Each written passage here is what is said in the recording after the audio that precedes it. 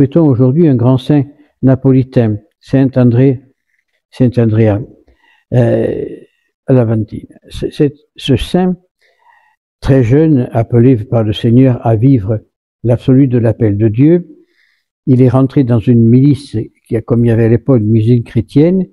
Il a fait ses études, il est docteur en droit civil, droit canonique, et un jour il défend une personne et dans son audition auprès des juges, il dit une chose qui est fausse. Il s'en rend pas compte et la personne est condamnée à cause de cette fausseté. Il s'en rend compte, il demande pardon et de ce jour-là, il n'a jamais pu plaider. Il s'est retiré complètement chez les théatins et devient un grand saint. Il a aidé beaucoup de personnes à droite et à gauche par sa position et tout. Mais il a toujours suivi une seule chose, Dieu seul. Dieu premier servi. Il disait que pour être dans la justice, il faut être juste soi-même. Et si on n'était pas juste soi-même, on ne pouvait pas juger les gens avec honnêteté. Et alors, dans un de ses écrits, il dit, si un juge pense juger par rapport à ce qu'il pense lui, il fait tout faux. Parce que dès que l'on pense sur une intime conviction, l'intime conviction, c'est le diable. Alors, bien des fois, lorsqu'on entend que les juges, à droite et à gauche, leur intime conviction est que c'est le diable qui parle entre eux. Et ça, c'est beaucoup de saints l'ont dit, beaucoup de grands saints qui ont fait des études de droit à droite et à gauche et qui ont défendu beaucoup de monde l'ont toujours affirmé.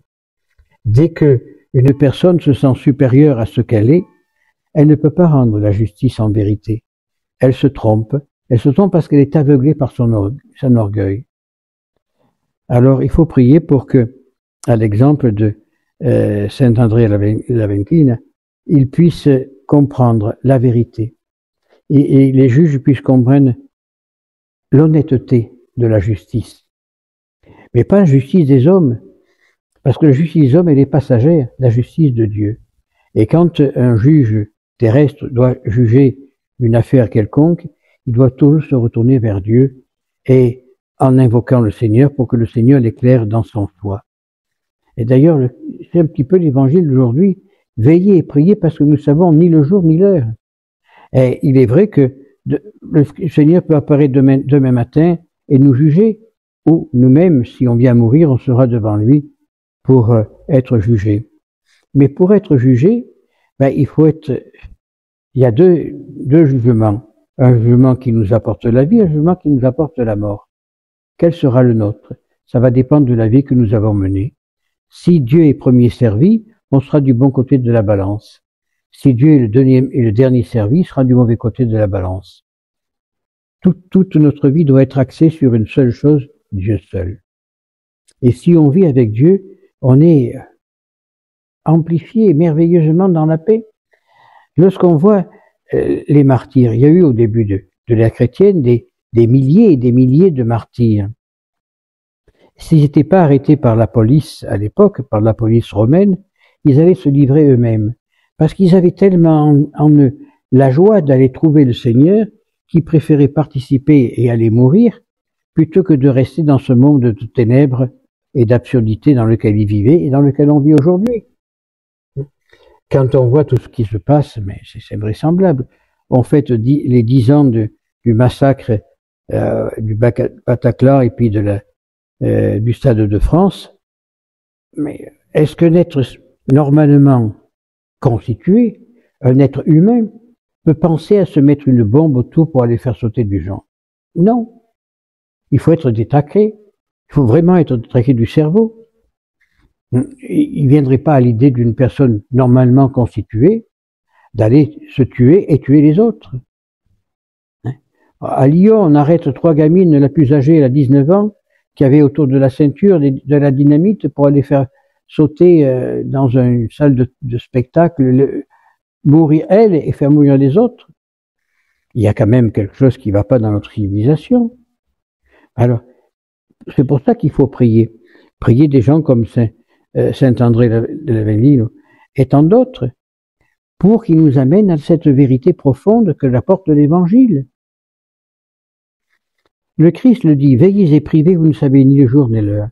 Alors veillons et prions, mais prions en pureté. On n'a pas besoin de dire, ah, Seigneur, j'ai besoin d'une Mercedes, donnez-moi la Mercedes. J'ai besoin d'argent, donnez-moi l'argent. Non. Seigneur, donnez-moi ce que j'ai besoin.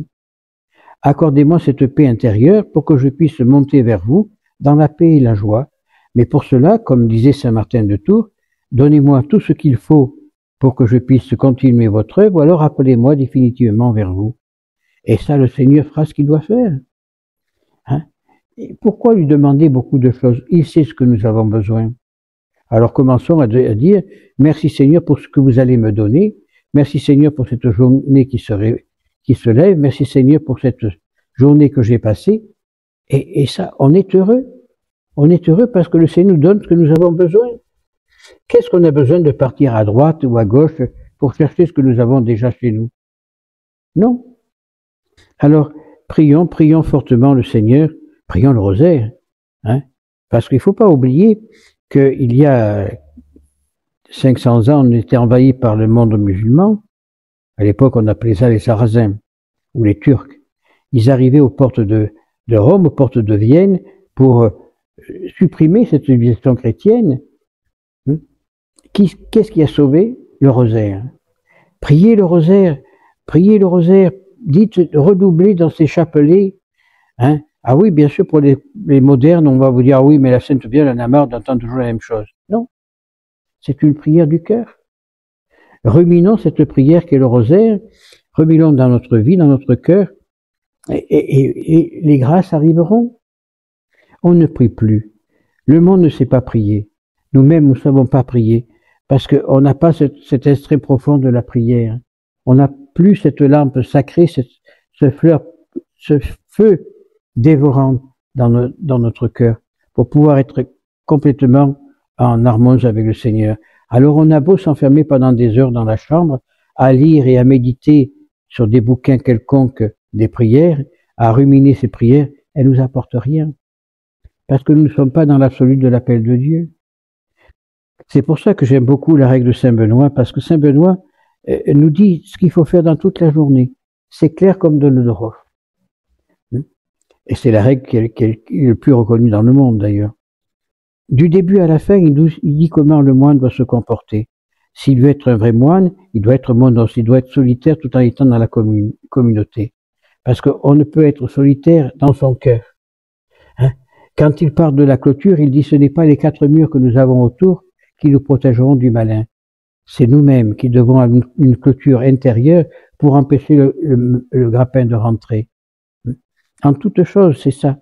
Alors, si vous n'avez pas la règle de Saint Benoît, vous pouvez à la procure ou à France Livre ou autre, la commander et la lire et la méditer. Vous allez voir, ça vous apportera cette paix intérieure, cette image de Dieu d'une manière merveilleuse.